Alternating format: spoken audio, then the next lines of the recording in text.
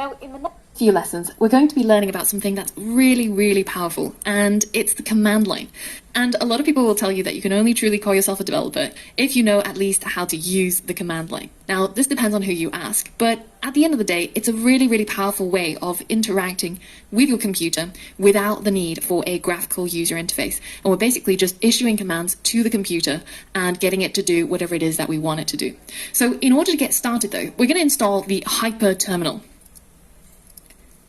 Now on a Mac, you already have a terminal application, but the reason why we're installing Hyper is because one, we're going to stay consistent between Windows and Mac users, but also Hyper is super customizable and you can check out a whole bunch of themes if you want it to, and similar to Atom, it's got a whole bunch of plugins that you can put in which customizes and makes Hyper more powerful and does more of what you want it to.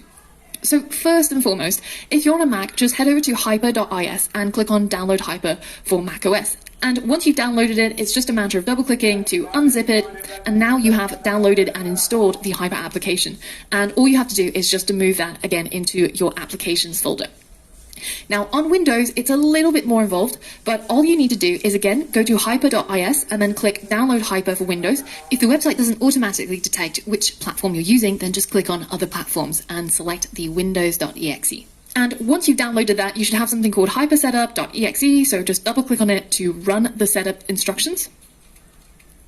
And once it's done, it should show you this Hyper terminal, and you can see it right here. Now, there's a few other things we have to do before you're ready to go.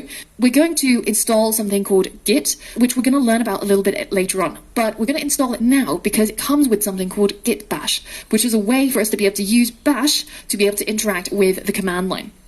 If you head over to git-scm.com, and by the way, all of the links that I'm mentioning are available, of course, again, on the course resources list, including where to download Git, as well as what we're going to show right now.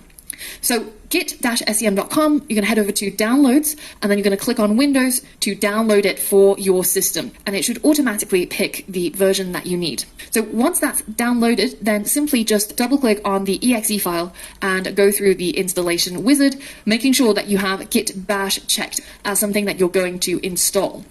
So we're going to keep all of the default options, and then we're simply going to keep clicking next until you get to a screen which allows you to install, and that will automatically install Git Bash onto your system. Now, once that's done, I recommend restarting your computer, and then we're going to configure Hyper to use Git Bash. And again, in that list of links, there's a link that links to the Hyper configurations, which is this page right here. And I want you to simply copy all of this, and we're going to go into Hyper, and you're going to click on this little button here, and you're going to go into Edit and Preferences. And it's going to open up your configurations.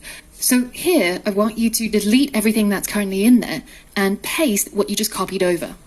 And now, if you just go ahead and click Save and close it down, then Hyper will update its configuration. You should now close down Hyper and then reopen it again from the start menu in order for those configurations to go through. And the very last thing to do is to check and make sure that the installation has been successful. So if you open up a Hyper window and you type echo space $, and then shell in all caps and hit enter, you should see /bin/bash. If that is the case, then congratulations, you're successful, and you can continue on with the module. If you don't, then be sure to review the previous steps we've gone through, and it's especially important that you've installed Git Bash and you've updated the configuration file as shown in the video.